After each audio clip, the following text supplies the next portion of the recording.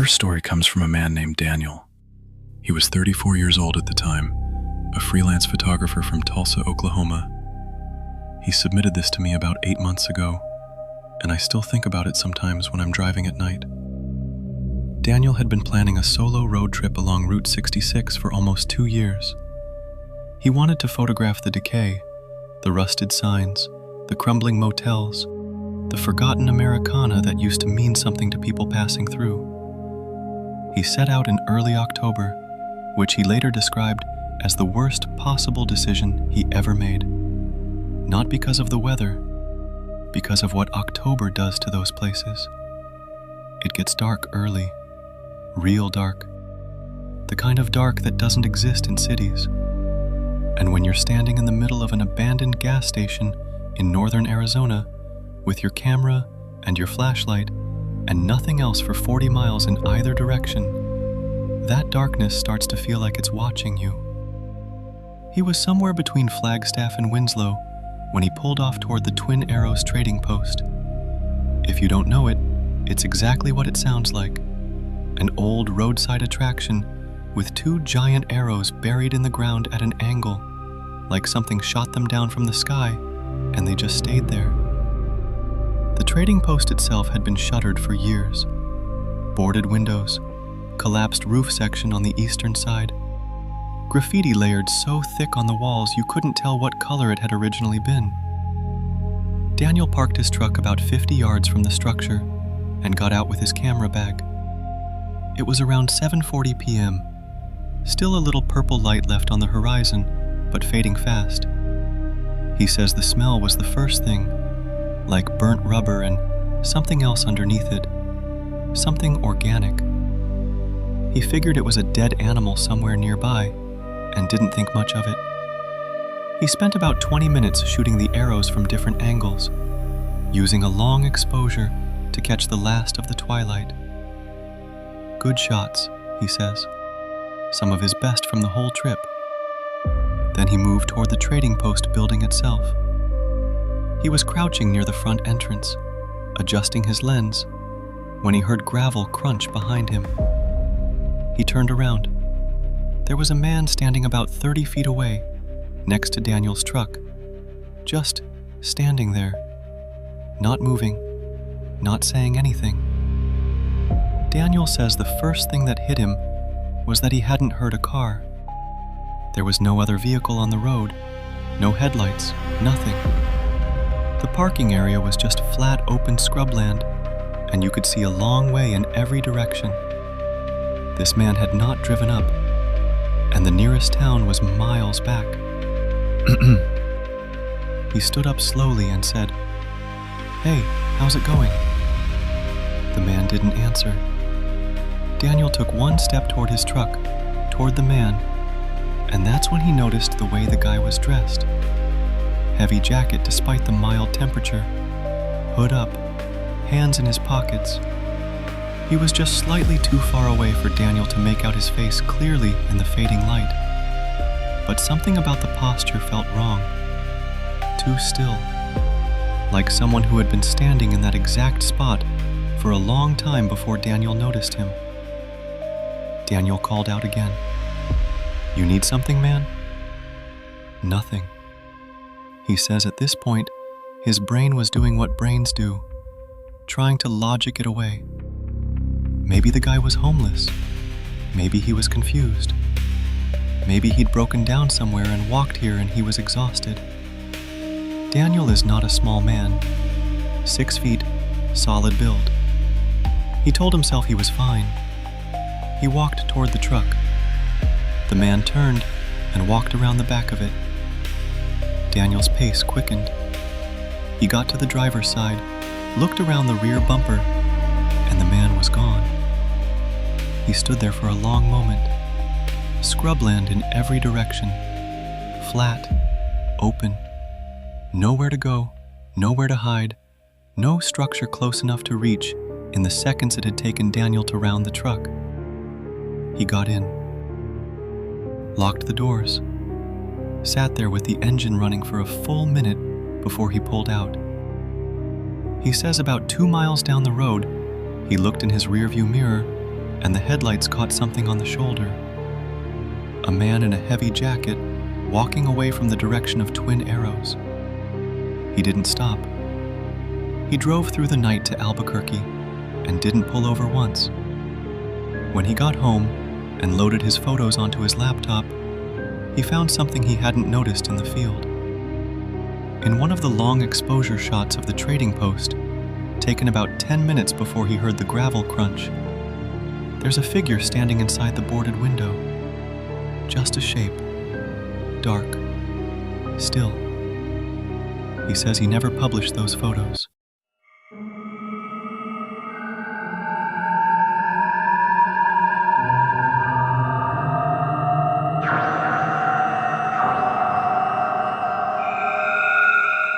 This one was sent to me by a woman named Cassandra. She was traveling with her younger sister Maya, and this happened 4 years ago on a summer road trip from Dallas to Los Angeles. They were taking Route 66 the traditional way, old school, no interstate shortcuts, because Cassandra had done it once as a kid with her parents and wanted to share it with her sister. She describes the trip as mostly wonderful right up until the Texas-New Mexico border. Glen Rio is a ghost town that sits right on that state line. Half of it's technically in Texas, half in New Mexico. It dried up in the 1970s when Interstate 40 bypassed it and took all the traffic, and the money, with it. What's left is a row of collapsed buildings, an abandoned motel, a rusted-out diner, and the feeling, Cassandra says, that you have absolutely no business being there. They arrived around 2 in the afternoon, which sounds safe. Broad daylight, hot sun. Cassandra wanted to take some pictures for the memory, and Maya was willing to go along with it. They parked on what used to be the main strip and got out. Cassandra says it was quiet in a way that didn't feel natural. She'd been to quiet places before, camping, hiking, but this was different. No birds, no insects, no wind through any kind of vegetation, just nothing. A held breath kind of silence. They were walking along the front of the old diner when Maya grabbed Cassandra's arm. "There's someone in there," she said. Cassandra looked. The diner had no glass left in its windows, just open frames. And through one of them, toward the back of the room, there was a woman, standing behind what had once been the service counter. She was older, gray hair, pale skin, a dress that looked like something from 50 years ago. She was looking directly at them. Cassandra's first thought was that she was a local, a property owner maybe, someone checking on the place. She waved. The woman didn't wave back. She just stared. Then she lifted one hand, slowly, and placed a single finger to her lips. "Shh." Cassandra felt her stomach drop. She says she doesn't know why that one gesture hit her so hard. It wasn't threatening on the surface, but the way the woman did it, slowly, deliberately, with her eyes never blinking, made it feel like a warning. Not a request for quiet, a warning. Like something else was there that they hadn't seen yet, and making noise would bring it to them. Cassandra grabbed her sister's hand and said, quietly, "Walk back to the car. Don't run. Just walk." Maya, to her credit, didn't argue. They were about halfway back to the car when they heard the screen door on the diner swing open. Cassandra didn't look back. She says she made a decision in that moment that she was not going to look back, and she kept it. They got in the car, and as Cassandra was starting the engine, she glanced in the side mirror. The woman was standing in the middle of the road behind them, still watching, still silent. And next to her, Cassandra didn't notice this until they were already a mile away, and she was shaking and trying to explain to Maya what she'd seen. Next to the woman, there had been a man, taller, standing just slightly behind her. Cassandra hadn't registered him consciously at the time. Her brain had edited him out somehow, or hadn't wanted to include him. She pulled over once they were well past the state line and looked up Glen Rio on her phone. The last full-time residents of Glen Rio left in 1983. The town has been completely uninhabited since then. She filed a report with the Texas Department of Public Safety when she got home. She doesn't know if anything came of it. She and Maya don't talk about that afternoon much. But she says Maya sleeps with the light on now and didn't used to.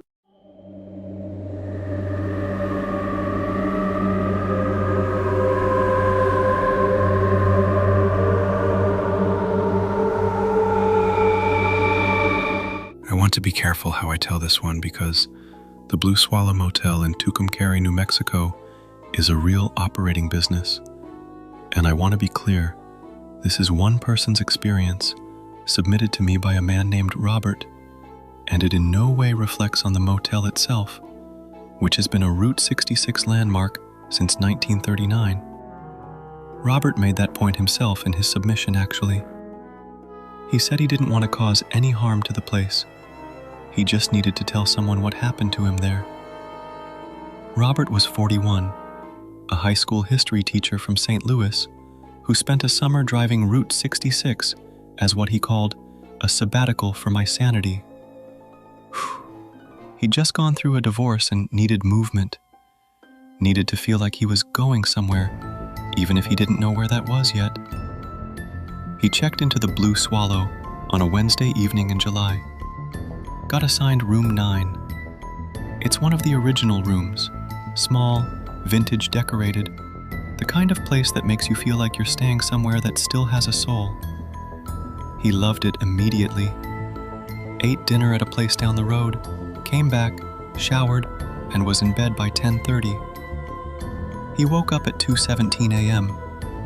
He knows the time because he looked at his phone immediately, the way you do when something pulls you out of sleep and you're trying to orient yourself. The room felt different.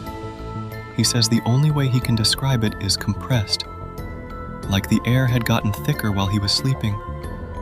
He lay still for a moment, listening. The town outside was completely quiet. Then he heard breathing. Close, slow, measured. He says his first thought was that he'd left the bathroom door open and some animal had gotten in. A cat, maybe a dog, some stray from outside. He stayed very still and listened harder. The breathing continued, rhythmic, patient, from the direction of the small chair in the corner of the room near the window. Robert reached for his phone and turned on the flashlight. The chair was empty, but the breathing didn't stop. He sat up fully now, phone light sweeping the room. Bathroom door, closed. He had closed it, he was sure. Closet, no door, open hanging space, empty. Both windows, closed and latched. He had checked them before bed out of habit. The breathing continued, from the corner, from the empty chair. Robert says he is not a man who believes in the supernatural. History teacher. He deals in facts, documentation, evidence. He told himself there was an explanation, and he just couldn't find it yet. HVAC. Pipes. Sound traveling through the walls from another room. He got up, crossed the room, and stood directly in front of the chair. The breathing was right there, inches from him. Whatever was making that sound was sitting in that chair, and he could not see it. He stood there for what he says felt like 4 minutes, but was probably 45 seconds. And then he did the thing that he still can't entirely explain. He pulled the desk chair over and sat down facing the empty chair, and he said, out loud, in a steady voice, "I don't know who you are or what you want, but I'm not leaving this room. So if you've got something to say it. Otherwise, I'm going back to sleep." The breathing stopped. The air in the room shifted. The compressed feeling eased, like pressure releasing from a sealed container. Robert sat there another few minutes, then went back to bed. He says he slept fine, didn't dream. In the morning, he mentioned it casually to the woman at the front desk. Not the full story, just that he'd had a strange night, heard some odd sounds. The woman looked at him with an expression he couldn't quite read and asked which room he'd been in. He said room 9. She nodded slowly and said, "Some of our guests report things in that room. We don't advertise it, but you're not the first." He asked her what kind of things. She said, "Breathing, mostly." Robert drove on to Santa Fe that morning. He says he thinks about that room sometimes. Not with fear exactly. More with the feeling you get when you realize you've been somewhere that has more history pressed into its walls than you'll ever fully understand. He also said, and this is the part that stays with me, that when he sat down across from that empty chair and spoke into the dark, whatever was in that room felt less like a threat and more like something that had simply been waiting for someone to acknowledge it was still there. If you've had a scary experience on Route 66 or any other highway in America, send it to the address in the description.